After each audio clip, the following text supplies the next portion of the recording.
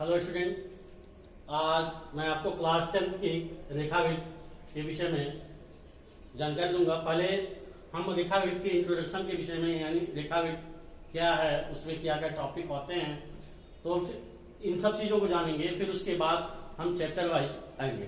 ठीक है। First of all हम देखते हैं रेखागणित। रेखागणित मतलब कि वह गणित जिसमें रेखाओं के यानी ज्यामितीय रेखाओं से संबंधित ज्ञान हो। किससे संबंधित ज्ञान हो? रेखाओं से संबंधित, रेखाओं से संबंधित ज्ञान हो, वह रेखागणित होता है। ठीक है। तो रेखागणित को जानने से पहले हम उसके मूल बिंदु यानी मूल टॉपिक चीजों को जानते हैं। जैसे कि पहले हम बिंदु। बिंदु क्या होता है? बिंदु पेंसिल की नोक की, यानी एक पेंसिल ले लिए हम, पेंसिल को अगर हम किसी कागज पर हम एक टिक करते हैं तो जो चिन्ह प्रदर्शित होता है वो क्या कहलाता है? बिंदु कहलाता है। कहने का मतलब कि बिंदु जिसकी न तो कोई आकृति होती है, न तो आकार होता है, और न ही लंबाई होती है, न ही चौड़ाई होती है, न ही ऊंचाई होती है, वह निश्चित नहीं होता है, उसका आकृति और आकार निश्चित नहीं होता है। इसे केवल एक पेंसिल की नोक से प्रदर्शित किया जाता है। किससे प्रदर्शित किया जाता है? पेंसिल की नोक से प्रदर्शित किया जाता है। क्या कहलाता है? बिंदु कहलाता है। ठीक है ना। कैसे समझते हैं? बिंदु क्या है? जिसकी न तो आकृति निश्चित होती है, न तो आकार निश्चित होता है, न जिसकी न तो लंबाई होती है, न चौड़ाई होती है, न ही ऊंचाई होती है, वह क्या कहलाता है? बिंदु कहलाता है। इसे एक पेंसिल की नोक से प्रदर्शित करते हैं। ठीक है। अब उसके बाद आते हैं हम रेखा। रेखा क्या होता है?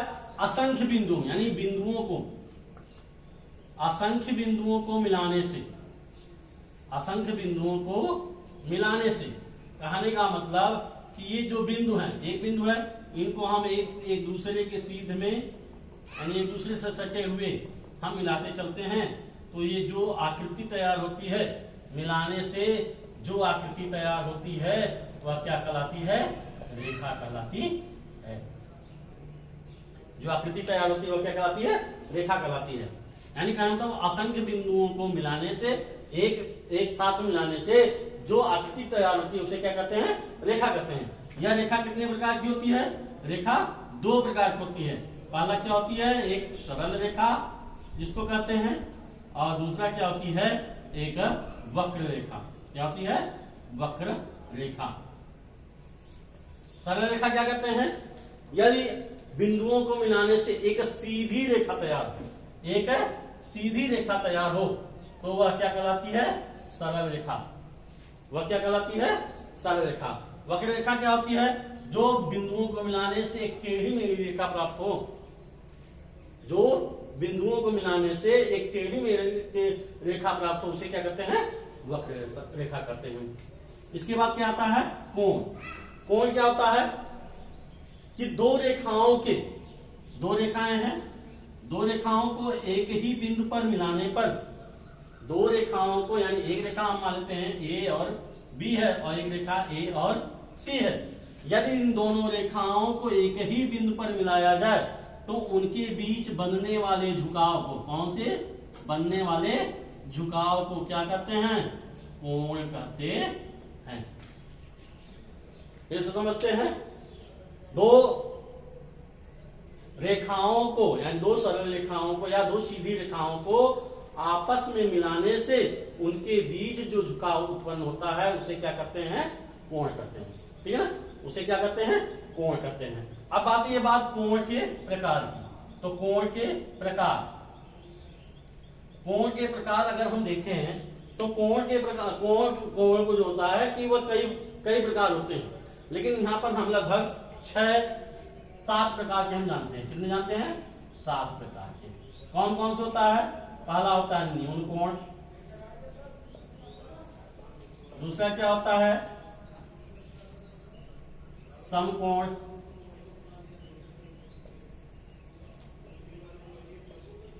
तीसरा क्या होता है? अधिक कोण। चौथा क्या होता है? ऋज कोण।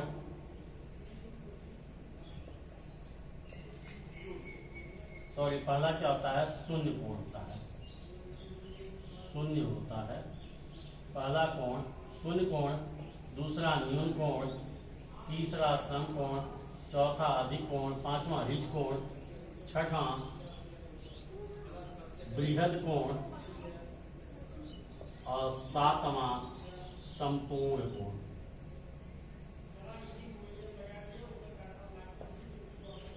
कितने होते हैं कोण? कितने प्रकार के होते हैं? 7 प्रकार के। कौन कौन से? शून्य कोण पहला हो गया, दूसरा क्या हो गया? न्यून कोण हो गया, तीसरा क्या हो गया? सम कोण हो गया, चौथा क्या हो गया? अधिक कोण हो गया, पांचवा क्या हो गया? ऋज कोण हो गया, छठा क्या हुआ? बृहद कोण हो गया और सातवां क्या होता है? संपूर्ण कोण। तो आते हैं पहले हम शून्य कोण की बात करते हैं। शून्य क्या कोण क्या होता है कि कहने का मतलब यदि दो रेखाएं, क्या होता है? यदि दो रेखाएं, यानी एक रेखा ए बी है, एक रेखा ए बी है और दूसरी रेखा ए सी है, मानते हैं क्या है? ए सी या सी डी है। एक दूसरी रेखा क्या है? C D. यदि ये दोनों रेखाएं एक ही बिंदु पर हो और एक दूसरे की सीधे में हो, कहने का मतलब ये रेखा है और इसी पे दूसरी रेखा चल रही है, यानी एक रेखा पे दूसरी रेखा को ही हम डाल दिए। कहने का मतलब एक रेखा के ऊपर दूसरी रेखा अगर संपाती हो, यानी दूसरी रेखा उसी पर स्थित हो, तो उन दोनों के बीच बनने वाले कोण को क्या करते हैं? शून्य अंश का कोण करते हैं। कहने का मतलब यदि दो रेखाएं एक दूसरे के संपाती हो, दो रेखाएं यदि एक दूसरे के संपाती हो, यानी एक ही बिंदु पर स्थित हो, तो उनके बीच बनने वाले कोण को क्या करते हैं? शून्य कोण करते हैं। ठीक है। अब दूसरा क्या आता है? न्यून कोण। न्यून कोण क्या होता है? शून्य अंश से अधिक, शून्य अंश से अधिक, शून्य अंश से अधिक, लेकिन 90 अंश से कम। कहने का मतलब एक अंश से लेकर 89 अंश तक, एक अंश से लेकर 89 अंश तक के कोण को हम क्या करते हैं? न्यून कोण करते हैं। एक अंश से लेकर के 89 अंश तक के कोण को हम क्या करते हैं? न्यून कोण कहते हैं। आइए देख लेते हैं न्यून कोण क्या है। हमने क्या बताया कि 0 अंश से अधिक, 0 अंश से अधिक परंतु 90 अंश से कम, यानी एक अंश से लेकर कितने अंश तक? 89 अंश तक। मान लेते हैं यह है और इनके बीच का कोण बनने वाला कोण कितना है? 30 अंश है। तो यह कौन सा कोण कहलाएगा? न्यून कोण। कौन सा कोण कहलाएगा? न्यून कोण। यानी यदि दो रेखाओं के बीच बनने वाला कोण एक अंश 0 अंश से अधिक और 90 अंश से कम हो, तो उस कोण को कौन सा कोण करते हैं? न्यून कोण करते हैं। तीसरा आता है समकोण। यदि दो रेखाएं, समकोण क्या होता है? यदि दो रेखाएं एक दूसरे के लंबवत हो, यदि दो रेखाएं एक दूसरे के लंबवत हो और उनके बीच 90 अंश का कोण बने, कितने अंश का कोण बने? 90 अंश का कोण बने, तो वह कौन सा कोण कहलाता है? समकोण कहलाता है। कौन सा कोण कहलाता है? समकोण कहलाता है। यदि दो रेखाएं एक दूसरे के लंबवत हो और उनके बीच बनने वाला कोण कितने अंश का हो? 90 अंश का हो, तो वह कौन सा कोण कहलाता है? समकोण कहलाता है। ठीक है। अब आते हैं आगे अधिक कोण। अधिक कोण क्या होता है? 90 अंश से अधिक, 90 अंश से अधिक परंतु 180 अंश से कम, 90 अंश से अधिक परंतु 180 अंश से कम। यानी कहने का मतलब अगर 91 अंश से लेकर 179 अंश तक है, 91 अंश से लेकर 179 अंश तक है, तो वह कौन सा कोण कहलाएगा? अधिक कोण। जैसे हम देख लेते हैं कि ये कितना है, इसको मानते हैं हम 120 अंश का कोण। कितने अंश का कोण मानते हैं? 120 अंश का कोण। तो 120 अंश का कोण, ये कौन सा कोण हो जाएगा? अधिक कोण। कौन सा कोण हो जाएगा? अधिक कोण। ठीक है। फिर पांचवा क्या आता है? ऋज कोण। ऋज कोण क्या होता है? यदि दो सरल रेखाएं या दो सीधी रेखाएं एक दूसरे के विपरीत दिशा में, एक दूसरे के विपरीत दिशा में हो, जैसे हम देखते हैं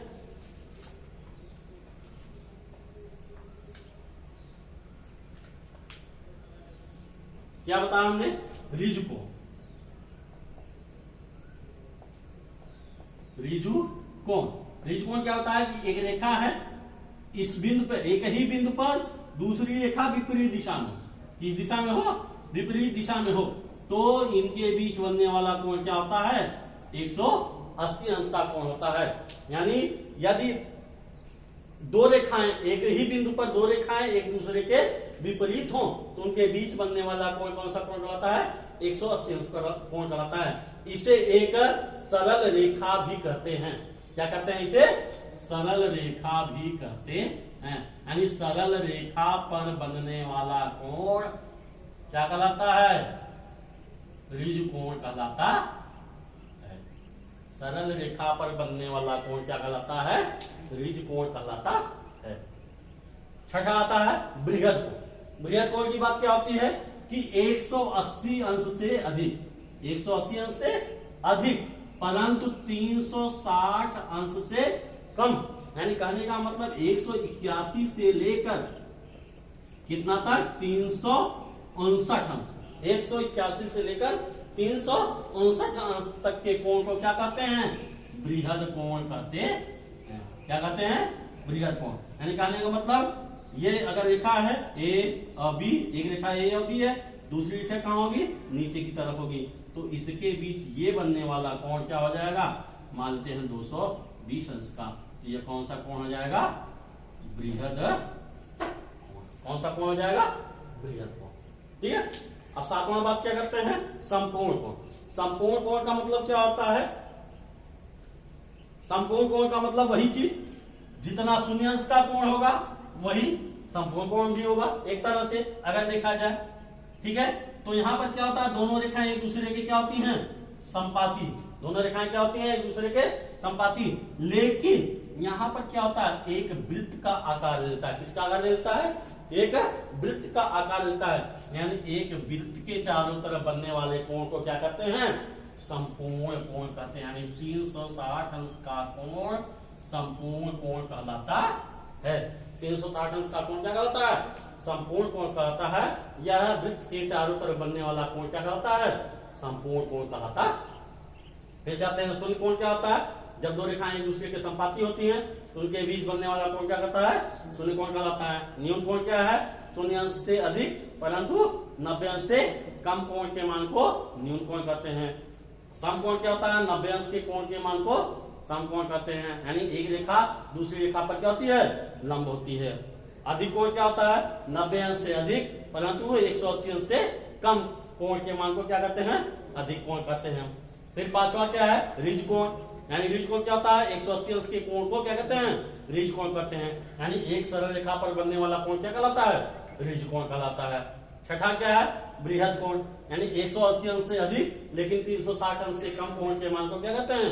बृहद कोण कहते हैं। फिर सातवां क्या आता है? संपूर्ण कोण। यानी एक वृत्त के चारों तरफ बनने वाला कोण क्या कहलाता है? संपूर्ण कोण कहलाता है। यानी 360 अंश का कोण संपूर्ण कोण कहलाता है। ठीक है। अब इसके बाद आते हैं हम त्रिभुज की तरफ। ये तो कोण हो गया। कोण में अभी बहुत सारे कोण हैं जो हम बाद में बताएंगे, लेकिन पहले हम आ जाते हैं त्रिभुज की तरफ। किसके तरफ? त्रिभुज की। देख लेते हैं कि कोण में और कोण क्या होते हैं। इसके आगे अगर कोण की और बात करें, अन्य कोण की बात करें हम, तो अन्य कोण में क्या होता है? शीर्षाभिमुख कोण होता है। शीर्षाभिमुख कोण होता है। दूसरा एकांतर कोण होता है। तीसरा सम्मुख कोण होता है। चौथा बहिर्मुख कोण होता है।